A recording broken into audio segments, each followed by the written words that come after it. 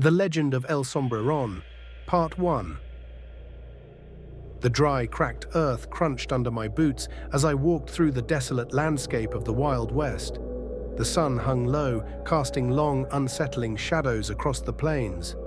My horse, Buck, was as skittish as I'd ever seen him, his ears twitching at every sound. We were a long way from civilization, and an uneasy feeling settled in my gut. I'd heard the stories, of course, every cowboy out here had.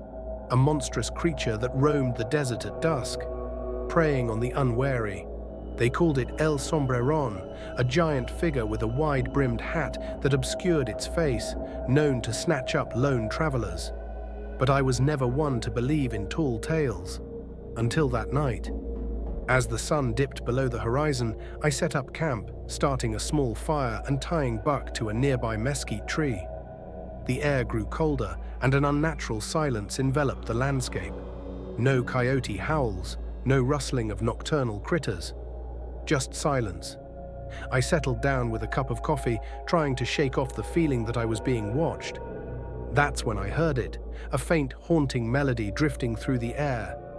It sounded like a mournful whistle, carried on the wind. Buck whinnied nervously, tugging at his reins. I stood, peering into the darkness. The melody grew louder, more distinct. It was coming from the west, where the land stretched out into an endless void. I grabbed my rifle, the hairs on the back of my neck standing on end. Then I saw it. A silhouette against the darkening sky, a towering figure with a wide-brimmed hat, just as the legends described. El Sombrerón. It moved with an unnatural grace, gliding closer and closer, the melody growing louder with each step. I raised my rifle, aiming at the figure. "Stay back," I shouted, my voice trembling. But the figure didn't stop. It continued to advance, the music now almost deafening. Buck reared up, snapping his reins, and bolted into the night. Panic surged through me. I fired a shot, the sound echoing across the plains. The bullet seemed to pass right through the figure, as if it were made of smoke. It didn't even flinch. As it came closer, I could make out more details. The hat obscured its face, but its eyes glowed an unnatural, piercing red. My heart pounded in my chest, and I stumbled backward, tripping over a rock. I scrambled to my feet, but it was too late. The creature was almost upon me, its presence overwhelming. The melody had become a cacophony, drowning out all other sound. I could feel its icy breath on my skin.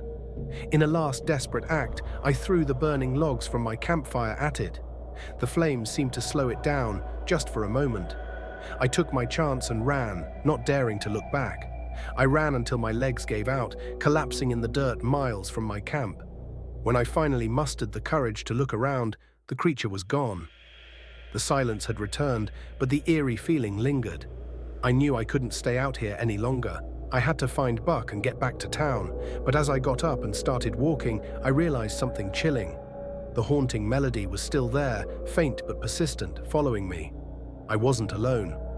El Sombrerón was still out there, waiting, watching, and I knew deep down that it would find me again.